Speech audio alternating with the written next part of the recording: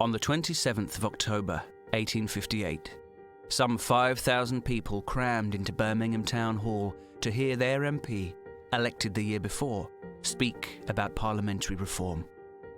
This speech is sometimes credited with launching the Second Reform movement. The speaker's name was John Bright. Bright, who was born in the Lancashire town of Rochdale in 1811, was one of the most prominent radical politicians of the mid to late 19th century, having risen to national attention for his leading role in the successful Anti-Corn Law League. Bright was first elected to the Commons in 1843, and for the next 40 years advocated free trade and championed the rights of dissenters.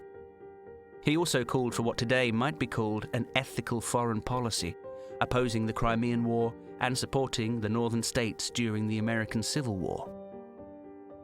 As a backbencher, he was a frequent thorn in the side of Liberal ministers, playing a part in the downfall of Palmerston's ministry in 1858, before briefly serving twice in Gladstone's first government. Bright was also closely associated with the cause of parliamentary reform and had earlier suggested that this be included in the demands of the Anti-Corn Law League. Richard Cobden, the other leading figure in the campaign, was less keen on diluting the League's message. In the Commons, Bright gave his backing to what became known as the Little Charter of Electoral Reform, proposed by his fellow radical backbencher Joseph Hume in 1848, 1849 and again in 1850. This called for household suffrage, triennial parliaments, the secret ballot, and the redistribution of seats into equal-sized constituencies. After the failure of Hume's Little Charter, Bright was unenthusiastic about Lord Russell's reform bills of 1852 and 1854, feeling they were too limited in their scope, and he condemned Lord Derby's bill in 1859 as an insult to the country. After Bright's own plans to introduce a reform bill stalled with the dissolution of Parliament in April 1859, he supported Russell and Gladstone's bill, introduced in 1866. When this was defeated, he launched upon a speaking tour to keep up the pressure for reform.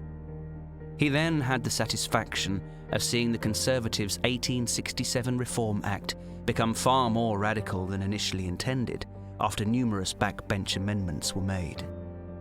Bright was also keen that the extension of the franchise to a significant proportion of the working class should be accompanied by giving them the shelter and protection of the secret ballot when they voted. And he played an important part in encouraging Gladstone's ministry to adopt this reform in 1872. The efforts of speakers like Bright were crucial to the eventual success of the Second Reform movement, with their words reaching a much wider audience through the press. As Bright told his Birmingham audience in October 1858, "We want to substitute a real and honest representation of the people for that fraudulent thing which we now call representation."